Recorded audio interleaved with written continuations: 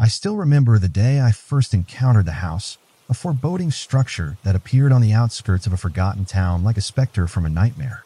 It was an autumn afternoon, the kind where the wind carries a chill that penetrates your very soul, and the sky hangs heavy with unspoken secrets. I had been traveling for weeks, seeking solace from the relentless humdrum of modern life, when fate steered me off a worn highway onto a narrow, winding road flanked by ancient trees and shrouded in an eerie mist. The sign at the bend, faded by time, read, "Welcome to Alderwood," and though I had no intention of stopping, an inexplicable pull urged me to turn off the main road and explore this forgotten hamlet. As I drove into Alderwood, the atmosphere changed with a palpable heaviness that made the hairs on my arms stand on end. The town itself was a ghost of its former self, dilapidated buildings, shuttered windows, and a pervasive silence that felt almost oppressive. But amid the decay, one structure stood out, a sprawling, decrepit mansion that dominated the center of town. Its once grand facade was now marred by time and neglect. The stone walls bore the scars of countless storms. The windows were dark and unyielding, and an overgrown garden encroached upon the structure like nature's desperate attempt to reclaim what had been lost. The sign above the door, rusted and barely legible, read, "Havenstead." Yet, despite its name, the house exuded a sense of entrapment rather than refuge. Something about Havenstead called to me, a quiet, insistent invitation that I could not dismiss. It was not merely the allure of a mysterious building, but a profound inner urging, as if the house itself were reaching out to me. I parked my car at a distance and approached on foot, the gravel crunching under my boots echoing in the stillness of the deserted street. With each step, my heart pounded louder, both in anticipation and in fear of what lay ahead. I recalled tales of haunted houses from my childhood, stories spun around crackling fireplaces and whispered in darkened rooms, but nothing had prepared me for the overwhelming presence of Havenstead. Before I reached the imposing front door, I paused in the overgrown courtyard. The air was heavy with the scent of damp earth and decaying foliage, a pungent reminder of time's relentless march. I could almost hear the murmur of voices carried by the wind, a chorus of soft, almost indecipherable sounds that seemed to come from the very walls of the house. The atmosphere was charged, as if the building were alive with memories and emotions too old to be forgotten. A chill coursed through me, not solely from the autumn air, but from an unnameable dread that hinted at the unimaginable horrors that might lie within. I stepped forward and reached for the ornate iron knocker attached to the massive wooden door. My hand trembled as I raised it, each moment stretching out into an eternity of silent questioning. The knocker, cold and unyielding, echoed with a deep, resonant tone when struck, a sound that reverberated through the empty courtyard and seemed to awaken something hidden in the recesses of the house. For a moment, I hesitated, caught in a paradox of irresistible curiosity and instinctive terror. But the compulsion was too strong, the house's silent invitation too powerful to ignore. The door creaked open at my touch, as if welcoming me into its ancient embrace. Beyond it lay a dimly lit foyer, where shadows danced on the peeling wallpaper, and the scent of must and old paper filled the air. Every surface bore the marks of time, scuffed floors, tarnished silverware in an unused display case, and portraits of stern-faced ancestors whose eyes seemed to follow my every movement. The silence was almost suffocating, punctuated only by the distant ticking of a clock that I couldn't locate. It was as if the house existed in a realm apart from time, a place where moments stretched indefinitely, trapping you in an endless now. My footsteps echoed softly as I crossed the threshold, and with each step, the air grew colder, as though I were moving deeper into a forgotten, frozen memory. I found myself drawn to the grand staircase that spiraled upward into darkness. The railings, though ornate, were chipped and worn, and the steps creaked under my weight, each grown a reminder of the house's long troubled history. I paused at the base of the stairs, feeling as if I were being observed by unseen eyes. The silence was heavy with expectation, and I could almost sense the house's awareness, a quiet, sentient presence that seemed to regard me with both curiosity and caution. In that moment, I realized that Havenstead was not an ordinary building. It possessed a will of its own, a determination that went beyond the mere assembly of bricks and mortar. There was a subtle, almost imperceptible force at work, one that shaped the environment around me, guiding my steps and weaving a tapestry of foreboding secrets. I felt as though I were stepping into a narrative written by fate itself, a tale of entrapment and mystery that promised to unravel every fiber of my being. The house, with its labyrinthine corridors and hidden chambers, whispered of lost souls and forgotten memories, of hopes and regrets that had been interred within its walls long ago. As I ventured further into the foyer, I began to notice details that defied simple explanation.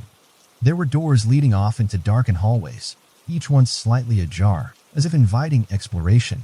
A portrait of a woman in mourning hung on the wall, her eyes seeming to glisten with unshed tears and unspoken warnings. I paused before a grand antique mirror that dominated one wall. The glass, though cracked and veiled in dust, reflected not only my image but hinted at figures lurking just beyond the edge of vision. Every element of the house was imbued with a sense of latent menace, a quiet promise that once inside, one might never find a way out again. In that moment of uneasy contemplation, I felt both dread and a perverse sense of duty.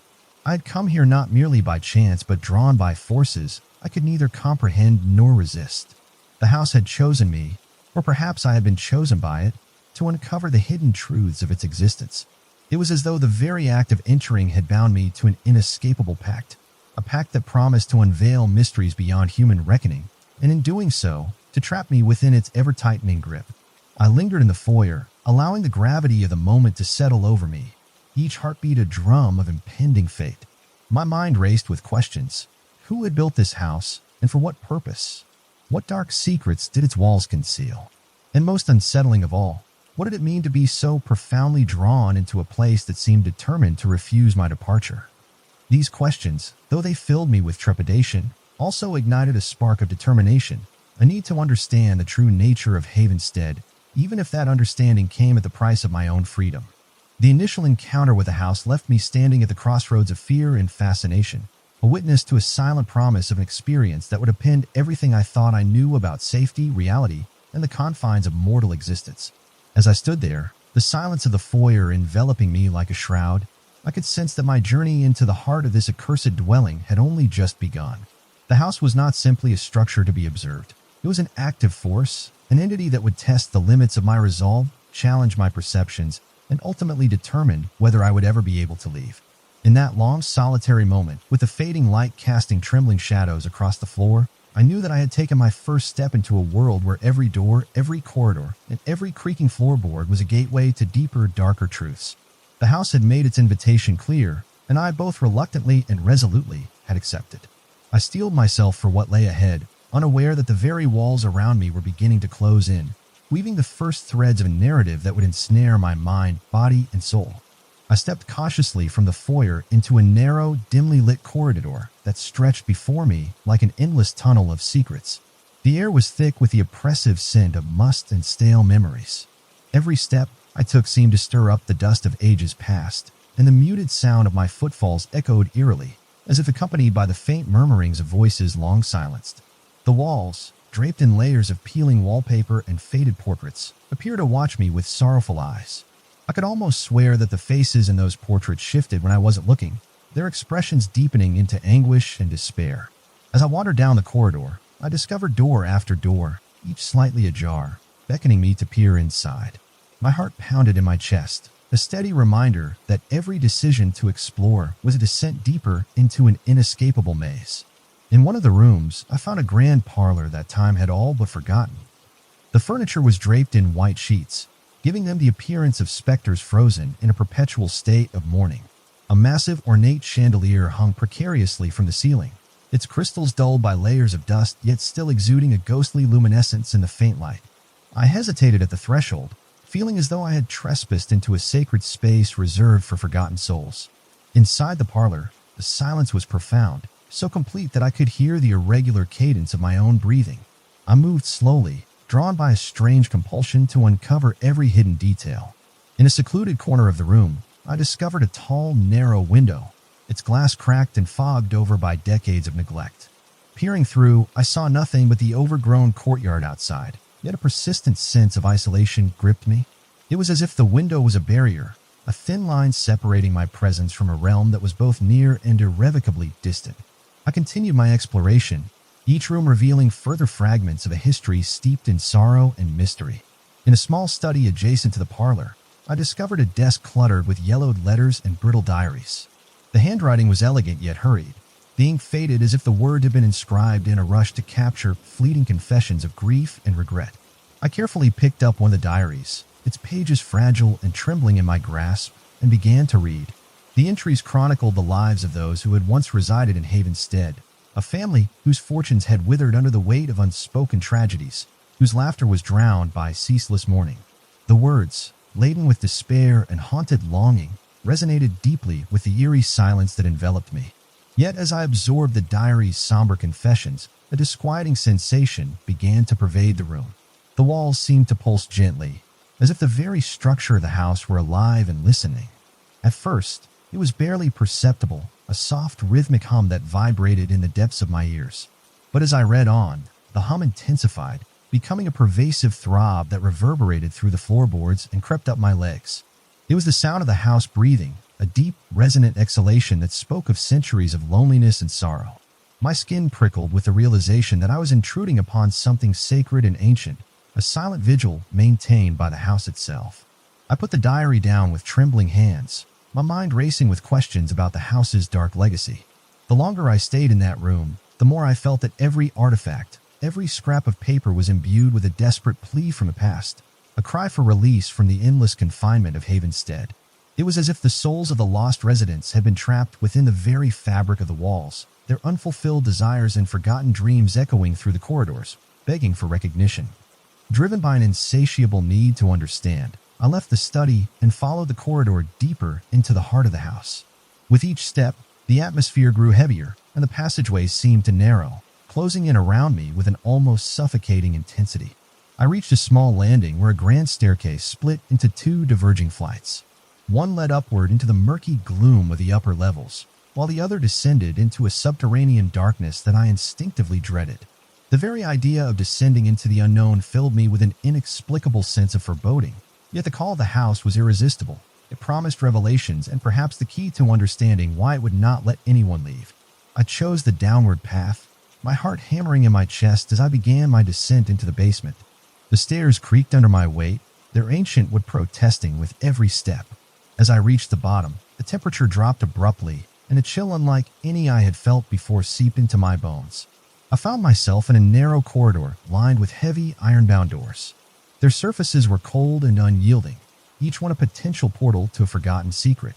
I pushed one door open cautiously, and it revealed a cramped, shadowed room that reeked of mildew and despair. Inside, I discovered a small collection of personal belongings, a tattered shawl, a pair of spectacles, and a few scattered photographs in a dusty frame. Each item was a testament to lives that had once been vibrant, now reduced to silent relics of the past. I lingered over the photographs, noting the sorrow etched on the faces, the haunted eyes that seemed to plead for release. In that moment, I could feel the weight of countless stories pressing in on me, each one a reminder of the house's relentless grip on its inhabitants. The realization was both horrifying and profoundly moving. Havenstead was a mausoleum of memories, a place where the living and the dead were forever entwined in a spectral dance of despair.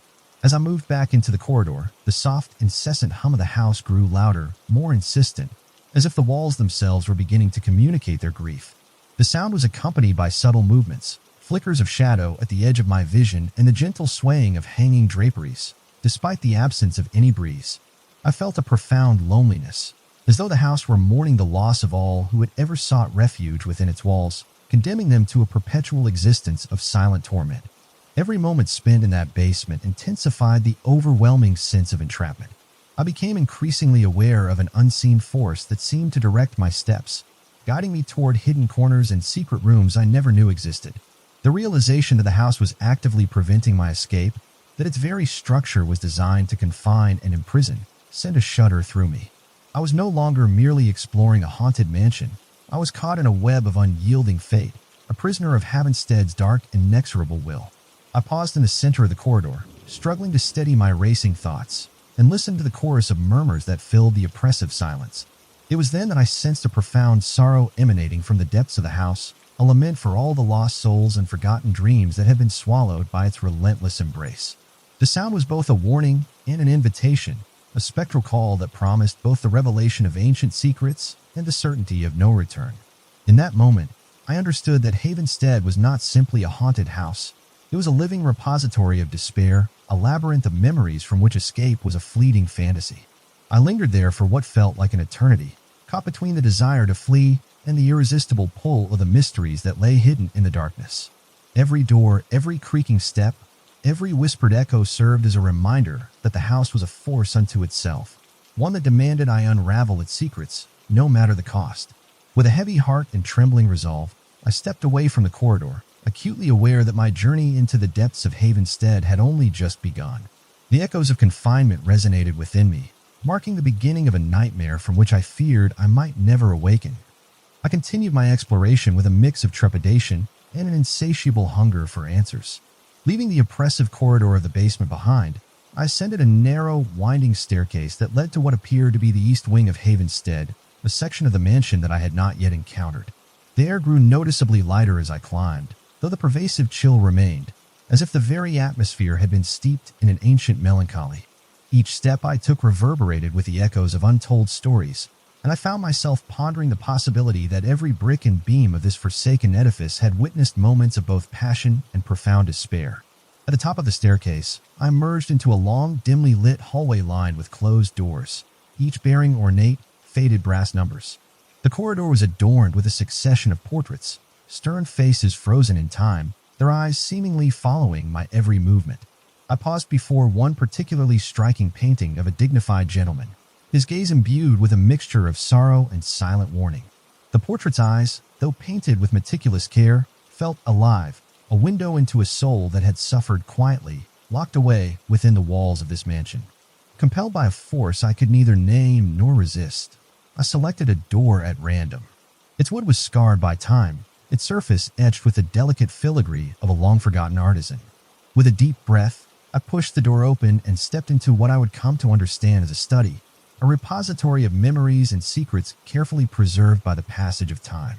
Dust motes danced in the sliver of light that streamed through a high, narrow window, casting long, wavering shadows upon rows of bookshelves that loomed like silent sentinels. The study was an intimate sanctuary of loss and reflection. The heavy scent of old paper, leather bindings, and faint traces of tobacco clung to the air, inviting me to decipher the stories written within. I approached a large mahogany desk that dominated one end of the room.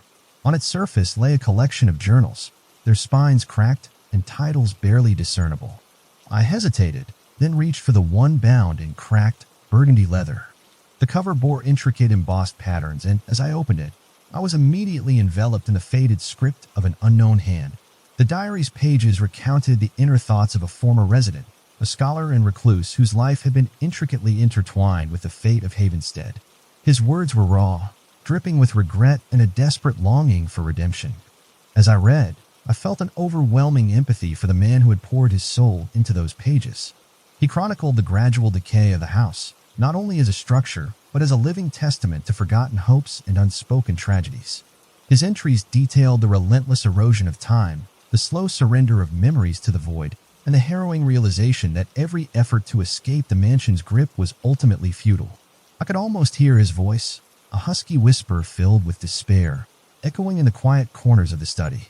The diary also hinted at a deeper, more ominous force at work within Havenstead. The scholar described mysterious occurrences that defied logic, objects shifting positions without explanation, soft, mournful melodies resonating through empty corridors at midnight, and the unsettling sensation of being watched by unseen eyes.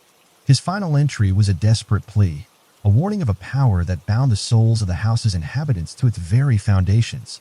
It read like a litany of sorrow and resignation, and as I closed the diary, I felt the weight of its grim prophecy settle heavily upon me. Leaving the study with the diary clutched tightly in my hands, I wandered further into the east wing. The corridor here seemed to pulse with an almost palpable life, the walls themselves breathing as if in sync with the slow rhythm of my heartbeat. I began to notice strange markings along the baseboards, scratches, symbols, and cryptic inscriptions that I could not decipher. They were haphazard, yet deliberate, as though someone had tried to record the passage of time or the events that had unfolded within these rooms. My fingers traced the markings, and I felt a shiver run through me, as if the act of touching them had transferred a shard of the house's ancient sorrow into my very soul. In a particularly secluded alcove, I discovered a narrow door, partially hidden behind a heavy drape of velvet. Curiosity and a sense of foreboding warred within me as I pulled aside the fabric and opened the door. Beyond lay a small antechamber, its walls lined with dusty shelves that held an assortment of trinkets, faded photographs, and delicate porcelain figurines. Each item told a story, a life once vibrant, now reduced to memories preserved in time. I found a delicate music box resting atop a lacquered table. Its design was intricate, adorned with carvings of entwined vines and weeping figures. Unable to resist, I carefully wound the mechanism, and as the first notes of a melancholic lullaby emerged, the entire room seemed to stir. The soft, haunting melody reverberated through the chamber, evoking an almost tangible sense of nostalgia and despair. For a brief, surreal moment, I could imagine that the house itself wept for the souls it had ensnared. Time lost all meaning as I lingered in that antechamber, consumed by the intimate details of a past that refused to fade into oblivion. I realized that every artifact here was not merely a relic but a living reminder of the house's enduring legacy, a legacy built on the sorrow, hope, and dreams of those who once called Havenstead home. The air was thick with memories, each one interlacing with my own fears and desires, binding me tighter to this ominous edifice. Before long, a subtle yet insistent sound drew me away from the antechamber, a soft tapping, as if someone or something was knocking from within the walls. I followed the sound along a narrow corridor, my pulse quickening with each hesitant step. The tapping grew louder, more rhythmic, until I reached a heavy, ornate door that appeared to be the source. With trembling hands, I pushed it open to reveal a small, circular room bathed in a gentle amber glow. In the center of the room stood a peculiar contraption, an old-fashioned phonograph, its horn glistening in the dim light.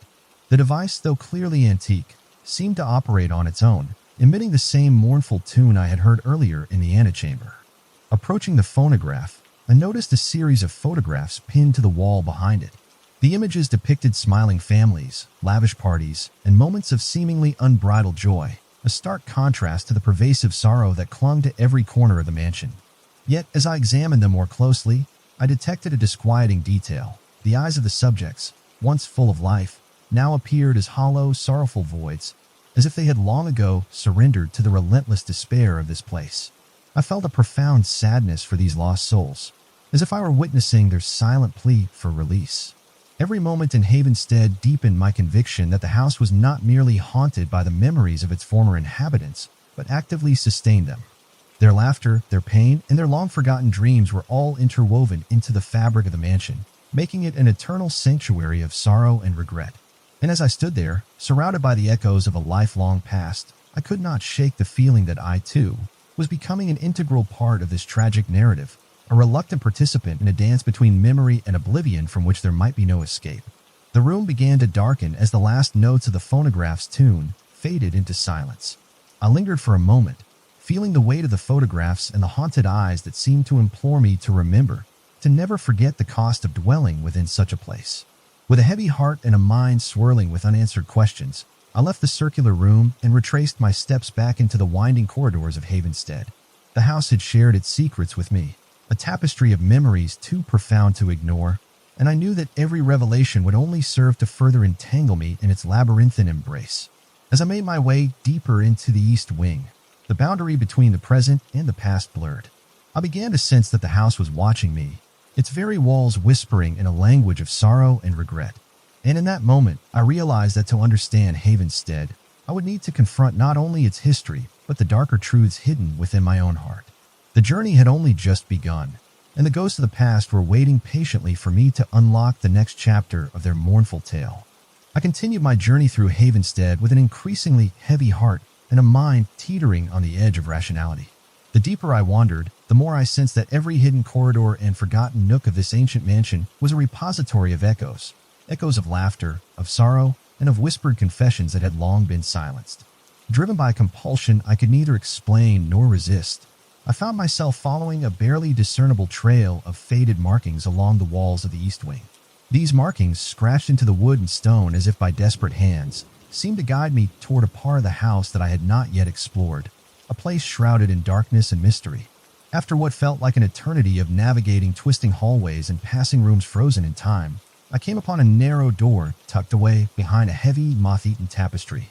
The door was modest compared to the grandeur of the rest of the mansion, yet it exuded an aura of significance. Its surface was marked with strange symbols that pulsed faintly under the dim glow of a single, sputtering wall sconce. I hesitated only for a moment before my curiosity overpowered my trepidation, and I slowly pushed the door open. The sound of its creaking hinges echoed down the corridor like a mournful sigh, announcing my intrusion into a realm that time had long abandoned. Beyond the door lay a small hidden chamber whose very air felt thick with the weight of memories. The room was circular, with walls constructed of rough, time-worn stone that seemed to absorb every stray beam of light. In the center of the chamber, a glow-circular dais was illuminated by an otherworldly glow that emanated from an unknown source. The light was soft, yet it cast eerie, undulating shadows that danced along the rough-hewn surfaces, as though the very stones were alive and moving in silent ritual. I stepped into the chamber with a profound sense of awe and dread, feeling as if I were walking into the heart of Havenstead's darkest secret. The atmosphere in the chamber was palpably charged with energy, a force that vibrated beneath my skin and reverberated in my bones. As I moved closer to the dais, I noticed that the air seemed to hum with a soft, almost musical resonance. It was a sound that defied conventional explanation, a delicate symphony of whispered voices, half-remembered songs, and the rustling of unseen presences. The sound was not chaotic. Rather, it was measured and rhythmic, like the steady beating of a colossal heart that pulsed in the background of the house. I felt drawn to the dais as if it were the focal point of all these sonic echoes, a repository of the mansion's countless untold stories. On the dais lay an array of objects arranged with meticulous care, a cluster of ancient candlesticks whose flames had long since died out, a battered leather-bound book with pages yellowed by time, and a series of faded, sepia-toned photographs that depicted scenes of both joy and despair. Every item seemed to hum with a residual energy, each one a silent witness to the life that had once animated this house. I reached out and gently picked up the leather-bound book, its cover embossed with ornate designs that mirrored the mysterious symbols I had seen earlier on the hidden door. As I opened the book, a cloud of dust motes swirled into the dim light, and I could almost feel the collective sorrow of its previous owner emanating from every page. The book was not written in any language I recognized at first glance. Rather, its script was a swirling dance of symbols, a language of pain and beauty that transcended the ordinary bounds of words. As I carefully turned each fragile page, I began to piece together a narrative, a chronicle of a family once bound to Havenstead, whose lives were inextricably linked with the fate of the mansion. Their joys were eclipsed by endless tragedy, their celebrations haunted by an ever-present specter of loss. Every line in the book pulsed with the melancholy of a forgotten era, and as I read, I could almost hear the echo of distant voices, whispers of love, regret, and a longing for liberation that was never granted. Time seemed to distort within the chamber, the minutes stretching into what felt like hours as I absorbed the sorrowful tales recorded in that cryptic text. The air around me grew denser, laden with a mingling of despair and a quiet, unyielding hope that perhaps, amidst the endless cycle of confinement, redemption might still be possible. I felt an uncanny kinship with those who had suffered within these walls. Their pain resonated deeply with the isolation and melancholy that had haunted me since my arrival. It was as if the book was a mirror reflecting not only their lives, but also the unspoken torment that had become my own. My attention was then drawn away from the book by a soft, rhythmic tapping, a sound that seemed to come from behind the very walls of the chamber. At first, the tapping was almost imperceptible, a subtle reminder that I was not alone in this hidden sanctum. The sound grew gradually, a persistent, measured cadence that echoed with an insistence that I could not ignore. I looked around, trying to discern its source, and noticed a narrow crevice along one side of the chamber, partially obscured by the interplay of light and shadow. With a mixture of apprehension and determination, I approached the crevice, my heart thudding in anticipation of what I might find. The crevice led to a narrow passage, barely wide enough to allow passage, and as I squeezed through, the tapping grew louder, each tap resonating like a heartbeat in the silence of the darkness. The passage was cold and claustrophobic, its walls slick with the dampness of time, and it reeked of forgotten memories and lost dreams. Every step I took felt like a descent further into a labyrinth of echoes, each sound a testament to the lives that had been swallowed by the unyielding grasp of Havenstead.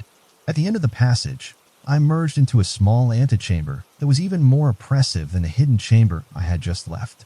Here, the atmosphere was saturated with a palpable sadness, as though the room itself were mourning a loss too immense to be borne. In one corner, a solitary rocking chair moved back and forth with an unbidden rhythm, its creaks and groans harmonizing with the persistent tapping that had drawn me here. I approached the chair slowly, feeling as if I were intruding upon a private moment of grief, an eternal vigil kept by a presence that was both spectral and achingly human. I sat before the rocking chair, my mind racing with questions. Who or what was responsible for the tapping? Was it a remnant of a soul desperate to communicate, or a mere echo of the house's collective memory? I reached out and gently touched the back of the chair, and in that instant, a flood of images and sensations overwhelmed me, a torrent of emotions that left me reeling. I saw fleeting glimpses of a young woman, her eyes filled with unspeakable sorrow, her hands pressed desperately against cold stone. I sensed her longing for freedom, her silent plea for someone to remember her, to acknowledge her pain, and perhaps to release her from the prison of memory. The experience left me shaken to my core. I realized that Havenstead was not merely a building of crumbling stone and forgotten artifacts. It was a living chronicle of unfulfilled desires, of voices that cried out in vain to be heard. Every sound, every creak, every whispered echo in this hidden chamber was a thread in a tapestry of human sorrow and hope, woven together by a force that refused to let go. The tapping, the rhythmic creaking of the rocking chair, was not an act of malice but a mournful lament, a reminder that those who had been consumed by the house were still very much present, their essences lingering in the spaces between the walls. As I sat there in the dim glow of that forsaken room, I felt an overwhelming compulsion to document everything, to capture every nuance of sound, every flicker of movement, every emotion that the house so deftly stirred within me. The weight of what I had uncovered pressed down on me with a force that was as physical as it was emotional. I knew that each revelation, each whisper from the past, was binding me ever tighter to the fate of Havenstead. I was becoming part of its legacy, a living testament to the power of memory and the inexorable pull of the unknown. Slowly, I rose from the antechamber, the spectral echoes of the tapping and the gentle creaking of the rocking chair fading into a background hum that would haunt me for days to come. I retraced my steps back through the narrow passage, emerging once more into the hidden chamber where the dais and its relics awaited. With the book clutched tightly to my chest and the echoes of the hidden antechamber resonating in my ears, I felt a profound mix of despair and determination. The secrets of Havenstead were unfolding before me like a dark, intricate tapestry, and I knew that the journey into its heart was far from over. I paused at the threshold of the hidden chamber, taking a moment to steady my racing thoughts and to absorb the full magnitude of what I had just experienced. The air around me vibrated with the voices of those long gone, and I could feel their collective yearning for escape, for recognition, and for the release that only oblivion could bring. In that moment, I understood that the house was not content with being a mere repository of memories. It demanded to be understood, to be acknowledged, and above all, to never let its secrets fade into silence. With a final lingering look at the dais and the ancient relics that bore witness to generations of sorrow, I stepped back into the corridor of Havenstead. My heart was heavy with the weight of hidden histories and unspoken truths, and my resolve was tempered by the knowledge that I was now irrevocably entwined with the fate of this accursed mansion. The echoes of the hidden chamber would remain with me, a constant reminder of the secrets that lay beneath the surface, a reminder that some doors, once opened, can never be closed again. I emerged from the hidden chamber with the weight of the past still pressing against my chest, every step echoing with the murmurs of those long-silenced voices. The corridor I re-entered was no longer the familiar path I had traversed earlier. It had transformed, as if Havenstead itself were reshaping its innards to trap me further within its labyrinth. The walls here were adorned with faded wallpaper that twisted into intricate, almost hypnotic patterns, and the once steady light of my lantern now flickered erratically, casting wavering shadows that danced like restless phantoms. Every detail seemed deliberately arranged to disorient and ensnare me. I advanced cautiously, my pulse thundering in my ears, as I found the corridor stretching endlessly before me. The floorboards creaked under my every step, lamenting the intrusion of a living soul into a realm where time had long been forgotten. The air was thick with a stagnant, oppressive chill, a stark reminder that the warmth of life had long since abandoned these halls. As I moved forward, I began to notice that the corridor split in multiple directions, each branch disappearing into further darkness. The paths were marked with subtle signs, barely visible symbols scrawled along the walls, small indentations in the wood, and even the faint sound of distant, rhythmic tapping echoing from one direction.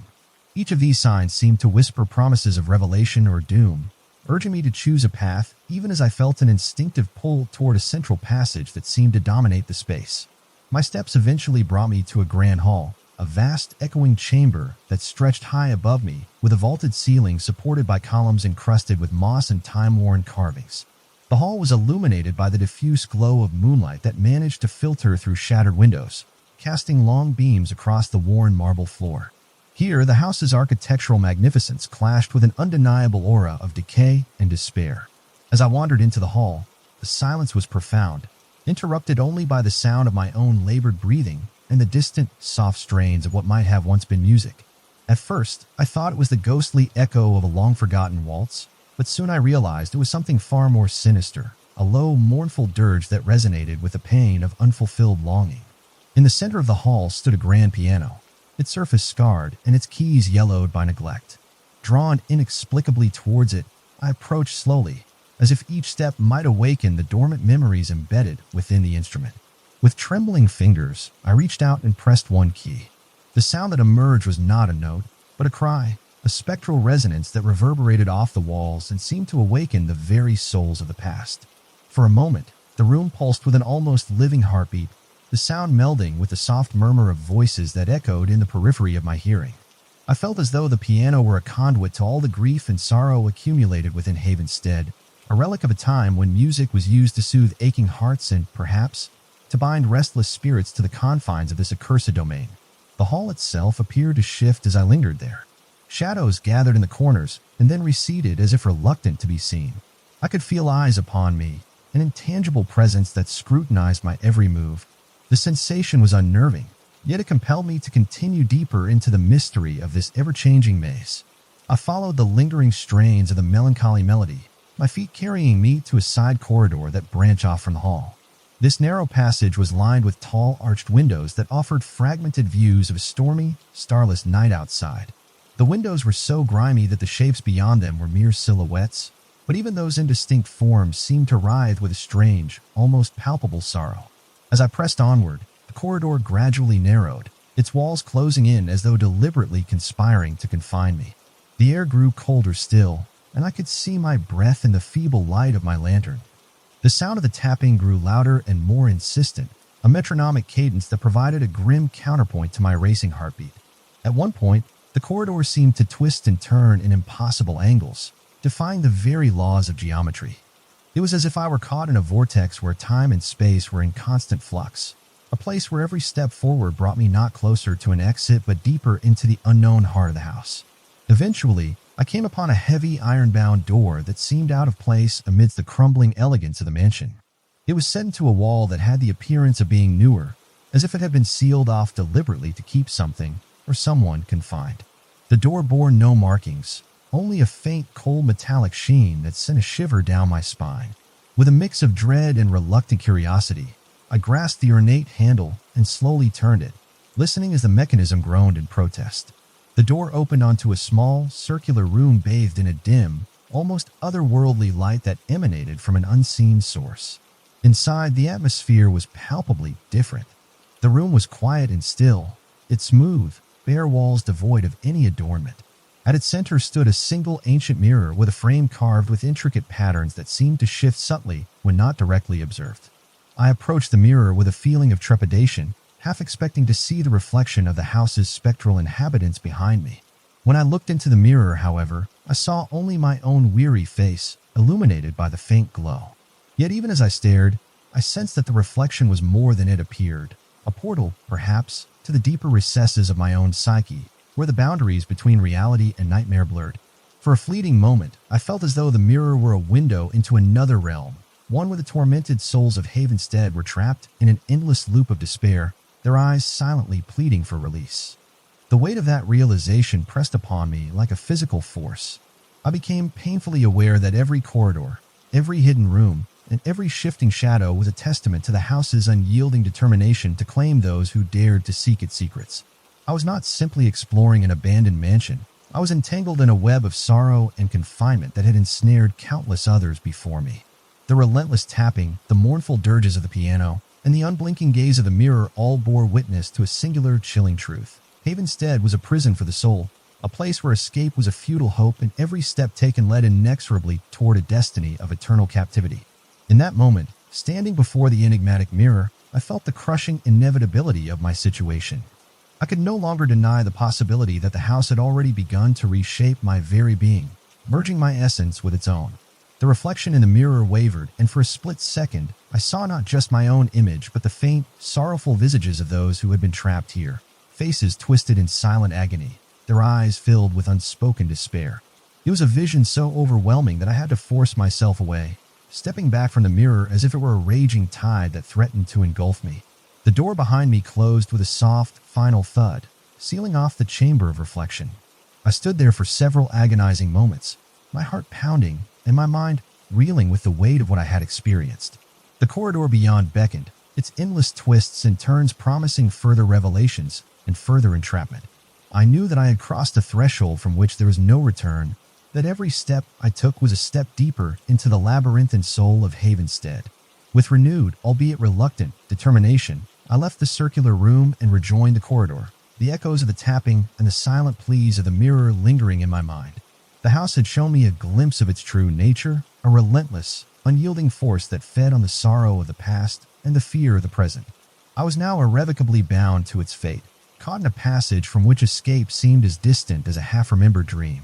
Every footstep, every creak of the floor, every whisper of the wind through the broken windows reminded me that Havenstead was not just a building, but a living monument to despair, determined to keep me forever within its haunted embrace. I stepped away from the mirror's final, sorrowful gaze, my heart still pounding from the revelation of trapped souls that stared back at me. The corridor beyond seemed to stretch interminably, its walls now morphing in an almost surreal manner, as if the house were rearranging itself to further obscure my path. The very air was thick with the palpable presence of the past, a living tapestry woven with the laments of countless souls whose hopes were extinguished within these cursed halls. As I continued along this ever-changing passage, the layout of Havenstead began to defy all logic. Doors that had once led to familiar rooms now opened onto entirely new, bewildering spaces. At times, I found myself walking into long-forgotten libraries filled with dusty volumes and memories, where the scent of decaying paper mingled with a strange, sweet perfume that reminded me of lost dreams. Other times, I stumbled into cold, barren corridors where the only sound was the slow, deliberate drip of water echoing from unseen crevices. Each new passageway was more unnerving than the last, and a sense of foreboding began to clutch at my heart with every hesitant step. In one particularly disorienting segment of the maze, I reached a vast, dimly lit atrium that defied explanation. The space was circular, with a high-domed ceiling from which ancient, cobweb-laden chandeliers hung like forgotten relics of another time. The floor was inlaid with intricate mosaic patterns that seemed to pulse underfoot with a soft, rhythmic glow. I paused in the center of the atrium, mesmerized by the interplay of light and shadow that danced across the walls. For a moment, I felt as though I were standing at the crossroads of past and future, a threshold where time itself became fluid and malleable. Then, as if in response to my silent contemplation, the murmuring of unseen voices swelled into a chorus that filled the atrium with a profound melancholy. The sound was not chaotic but measured, a slow, sonorous hymn of despair that resonated deep within me. I could almost see faint shapes drifting in the periphery, like remnants of those who had once found themselves ensnared by Havenstead's malignant embrace. Their forms were blurred and indistinct, yet their presence was undeniable, a haunting reminder that I was never truly alone in this cursed sanctuary. Driven by equal parts desperation and an unyielding need for answers, I moved toward a narrow staircase that wound its way upward from one edge of the atrium. The steps were worn smooth by time, their surfaces slick with a thin film of moisture that sent shivers along my spine with every careful step I took.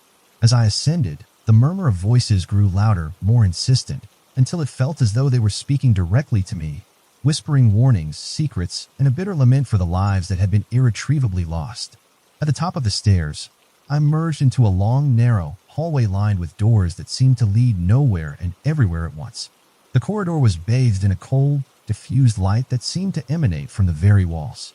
Every door was identical, each a heavy wooden portal with tarnished brass handles and faint, indecipherable etchings. I reached out to open one, compelled by a force beyond my understanding, and found it led into a small antechamber that exuded an overwhelming sense of finality. Inside the antechamber, the atmosphere was almost suffocating, a stifling mixture of despair and resignation. The only piece of furniture was a solitary armchair, its once rich fabric now threadbare and stained by time. Opposite the chair, a large, cracked window offered a glimpse of a twilight sky, its colors washed out by a relentless gloom that mirrored the desolation of the room. I sat down, feeling the cold embrace of the chair and the weight of isolation settle upon me. In that stillness, The voices coalesced into a single, mournful refrain that seemed to speak of irrevocable loss and the futility of escape. I could almost discern phrases, fragments of confessions, pleas for forgiveness, and the sorrowful acceptance of a fate sealed by the house's relentless grip. The sound was so profound that it eclipsed my own thoughts, drowning out every rational impulse with a tide of spectral memories. I closed my eyes, allowing the voices to wash over me, each note a reminder of lives that had been ensnared by the same inescapable design that now claimed me. In that moment, I understood that Havenstead was not merely a physical prison but a psychological one, a labyrinth of the mind where every hope for liberation was systematically eroded by the cumulative weight of regret and despair. A sudden, almost imperceptible vibration trembled beneath my feet, and I felt the floor shift subtly as if the very foundation of the house were alive. The sensation rippled through the antechamber, intensifying the already overwhelming atmosphere of dread. I rose from the armchair and made my way to the window, peering out at a landscape that had transformed before my eyes. The world beyond the glass was a desolate expanse, a barren twilight vista where shadows loomed like specters and every distant shape seemed to beckon me further into darkness. It was as if the house had not only claimed me within its walls, but it also warped the boundary between the interior and the external world, merging my reality with an endless void of despair. Compelled by a need to understand the extent of this transformation, I retraced my steps along the corridor, my mind teetering on the brink of unraveling. With every turn, I encountered more inexplicable distortions, a door that led into a mirror-lined room where my reflection multiplied infinitely, a passage that bent in impossible angles, and fleeting images of figures that vanished as soon as I tried to focus on them. It became increasingly clear that Havenstead was a realm where the laws of physics and logic had been rewritten by a malevolent, unfathomable will. In the midst of this disorienting journey, I stumbled upon a chamber that seemed markedly different from the rest of the house, a room that radiated an almost hypnotic calm despite the pervasive gloom. The chamber was circular and lined with tall, narrow windows that let in a faint, silvery light, creating intricate patterns on the polished stone floor. At the center of the room stood a pedestal, upon which rested a single ornate key. The key was unlike any I had seen before. Its surface was etched with swirling designs that seemed to pulse with an inner glow, as though it were imbued with the very essence of Havenstead's sorrow. Drawn inexplicably to this key, I approached the pedestal.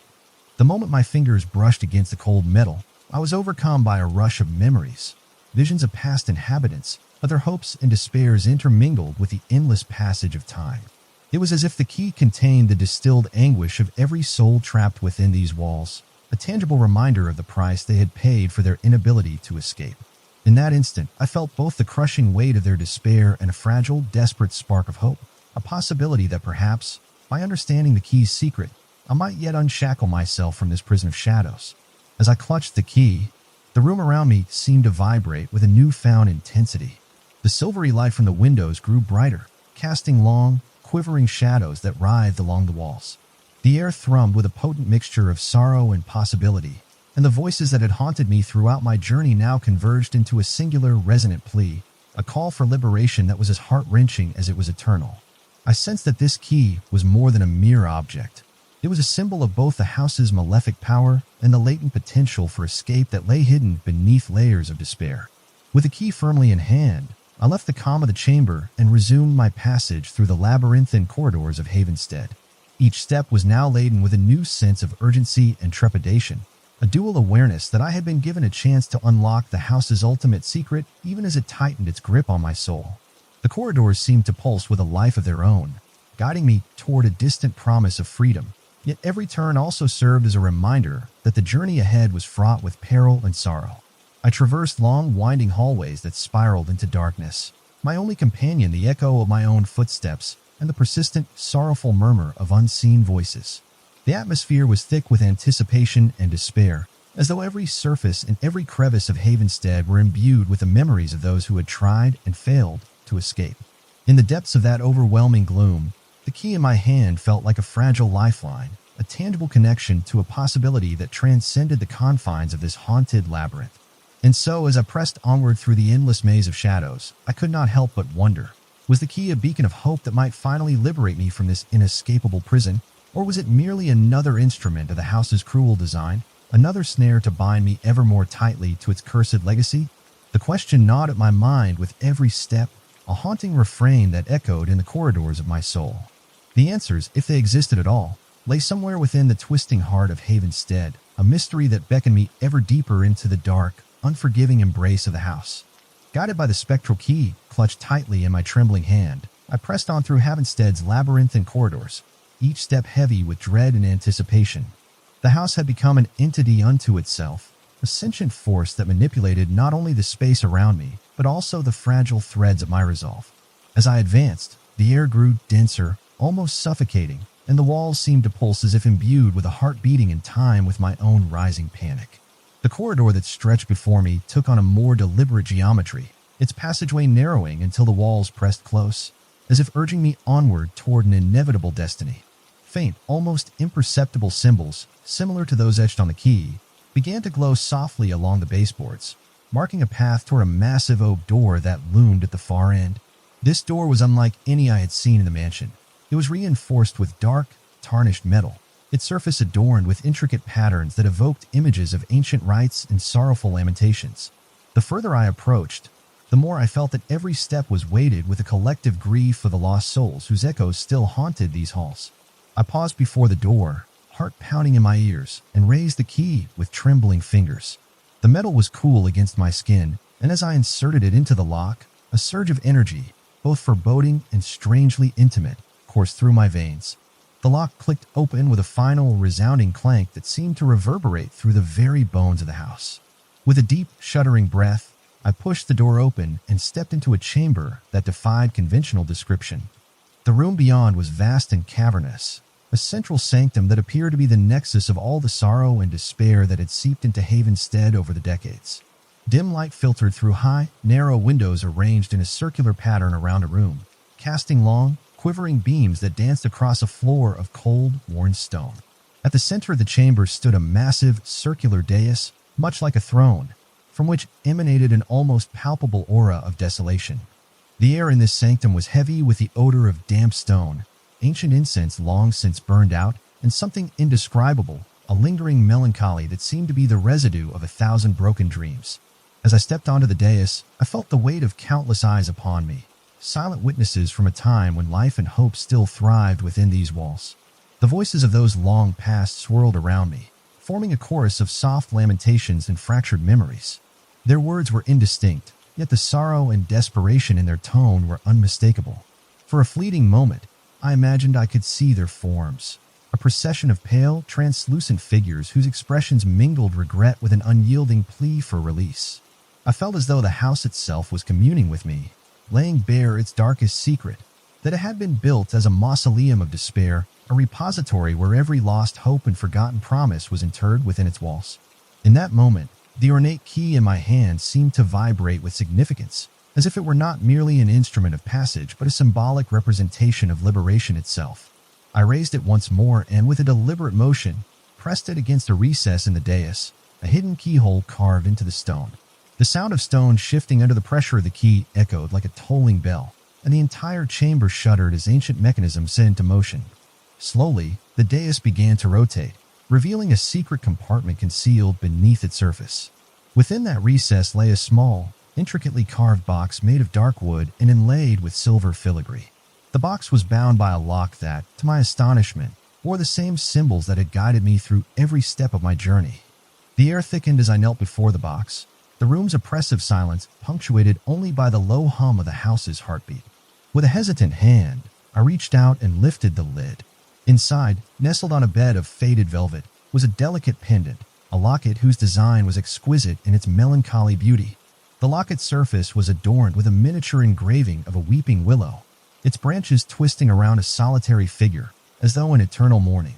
I felt a surge of recognition, an inexplicable sense that this relic held the final key to understanding Havenstead's tragic legacy. As I cradled the pendant, flashes of images, brief, disjointed scenes of joy and crushing sorrow, flooded my mind. I saw a family gathered in love and laughter, their faces radiant with hope, only to have that hope slowly eroded by misfortune and despair. I saw a woman, eyes glistening with tears, clutching the pendant as if it were a talisman against the relentless tide of loss. The images wove together a tapestry of memory and myth, suggesting that the locket was once cherished by those who had dared to dream of escape from the oppressive confines of this accursed place. A sudden, almost tangible shift in the atmosphere snapped me back to the present. The voices that had been rising in a mournful crescendo now quieted, leaving a silence so profound it pressed against my ears. In that stillness, I became acutely aware of a presence behind me, a force that was neither hostile nor benign, but a solemn sentinel tasked with bearing witness to this final moment. I turned slowly, half expecting to see a figure emerging from the shadows, and instead, I found only the heavy darkness of the chamber. Yet, the sensation of being observed was inescapable, a silent, unyielding scrutiny that seeped into my bones. The pendant, still warm in my hand, seemed to pulse with its own internal light. I felt that this object held the key not only to the secrets of the house, but also to my own fate. The realization struck me with a mix of terror and resolve. If I were to ever escape this labyrinth of sorrow, I must understand and accept the legacy of despair that it had imprinted upon me. The locket was a symbol of both entrapment and potential salvation, a final, fragile hope that perhaps, by acknowledging the past, I might forge a way forward. With a trembling exhalation, I fastened the locket around my neck. The moment it clicked shut, the chamber seemed to exhale a long-held secret. The ornate carvings on the walls glimmered faintly, and the air shimmered with a spectral luminescence that danced along the edges of my vision. I felt as though the house itself were shifting, its oppressive grip loosening ever so slightly, as if acknowledging the offering I had made, a recognition that perhaps there was a path to redemption amid the endless corridors of despair. Yet, even as a spark of hope kindled within me, the relentless sorrow of Havenstead remained palpable, a haunting reminder that escape was still a distant dream. I rose from the dais, the pendant's gentle glow serving as both beacon and burden, and stepped back into the central corridor. Every footstep resonated with the weight of the revelations I had just uncovered, each echo a silent testament to the lives bound to this place. As I proceeded onward, a tumult of emotion swirled within me. Grief, hope, resignation, and defiance intermingled in a chaotic ballet. I knew that I stood at the precipice of a final, irrevocable choice: to continue seeking a way out of this cursed mansion, or to surrender entirely to its eternal embrace. The locket, a fragile symbol of a bygone promise, pulsed against my chest, a reminder that even in the depths of desolation, there might exist a path to salvation. I could feel the eyes of the house upon me, watching, waiting, judging, as I prepared to confront the next phase of my journey. In that moment, I was not merely a wanderer lost within crumbling walls. I was a living embodiment of Havenstead's tragic history, a reluctant keeper of its secrets, and perhaps its final hope for release. The key, the locket, the voices of the past, all converged within me, forging an unbreakable bond with the house that had so long denied me escape. I stood there, suspended in a haze of despair and tentative hope, the weight of my choices pressing upon me like the crushing silence of an empty tomb. The journey ahead was shrouded in darkness, yet the faint glow of the pendant offered a promise that maybe, just maybe, I could unlock the door to freedom, even as the house whispered its eternal dirge. I stepped from the corridor into what appeared to be a vast, circular chamber at the very heart of Havenstead, the sanctum of shadows and memories where time itself seemed to have collapsed into a single, oppressive moment. The air was denser here than anywhere else in the mansion, heavy with a silence so profound it smothered all sound. In the center of the chamber, an enormous cracked dome arched overhead,